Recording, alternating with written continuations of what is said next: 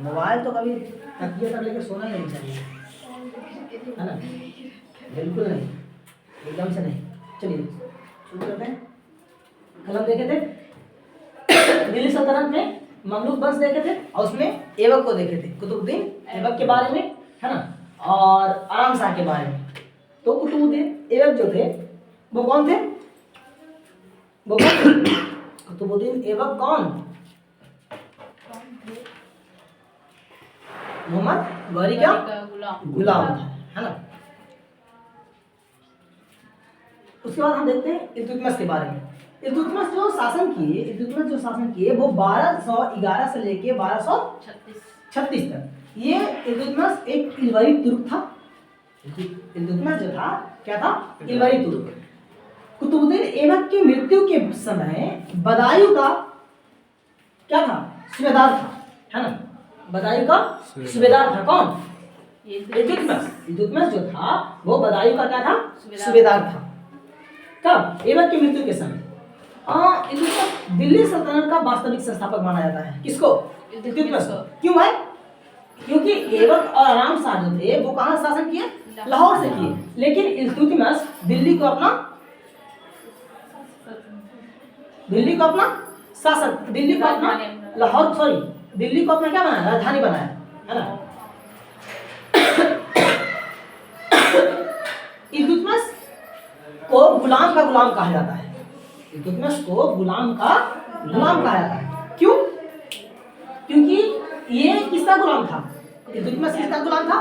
कुतुबुद्दीन ऐबक का। और कुतुबुद्दीन ऐबक किससे गुलाम थे? मोहम्मद गौरी का।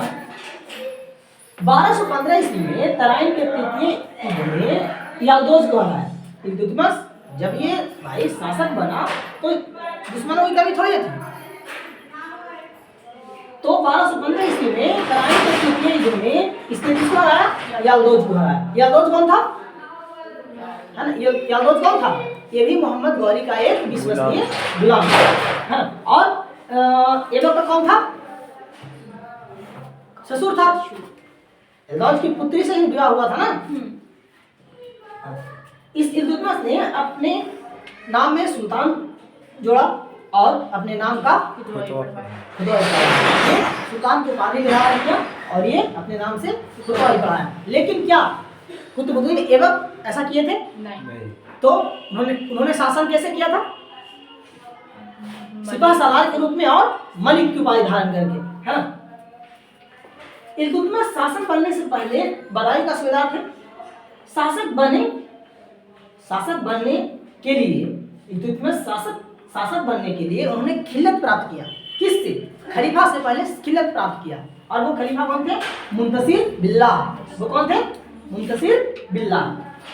इल्तुतमिश ने चांदी के टाका तथा तांबे का जीतल प्रारंभ किया, है ना। मुद्रा के रूप में इसने चांदी के टाका और तांबे का जीतल का प्रचलन किया।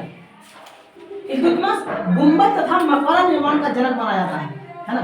इल्तुतमिश को गुंबद और मकबरा निर्माण का क्या माना जाता है? जनक माना जाता है।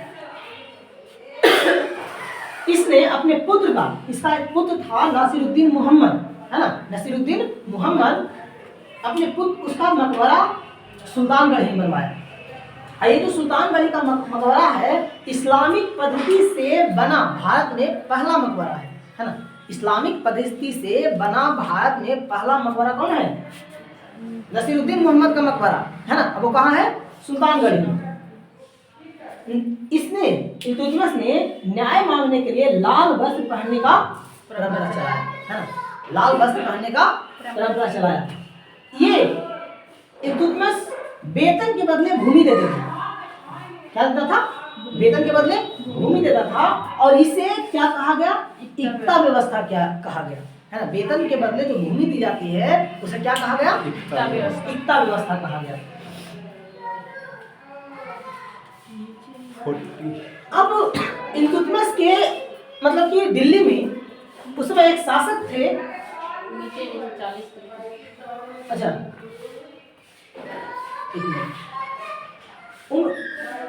दिल्ली में एक जियाउद्दीन मानबर्नी नाम का एक शासक था।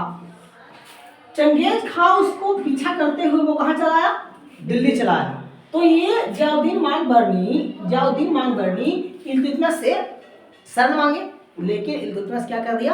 इनकार कर दिया, क्योंकि उस समय भाई चंगेज खान से वो लोहा नहीं ले सकता था। ये इल्तुतमिश 40 तुर्क सरदारों का परिषद गठन किया है। अपने कामों को सुचारू रूप से चलाने के लिए 40 तुर्क सरदारों का क्या किया? परिषद गठन किया। उसे चालीसा दल या तुर्क चहलगाम कहा जाता था। चालीसा दल या तो तुर्क चहलगाम कहा जाता था। 1236 में इल्तुतमिश की क्या हो जाती है? मृत्यु हो जाती है। 1236 में क्या हो जाती है? मृत्यु हो जाती है। इल्तुतमिश अपने जीवन काल में ही उत्तराधिकारी नियुक्त कर देता है, किसको? रजिया सुल्तान को। लेकिन इन 40 सरदारों ने शासक मतलब कि सियासत में किसे बैठाया जाता है? रुकनुद्दीन को, है ना। और ये किसके संरक्षण में रहता है रुकनुद्दीन?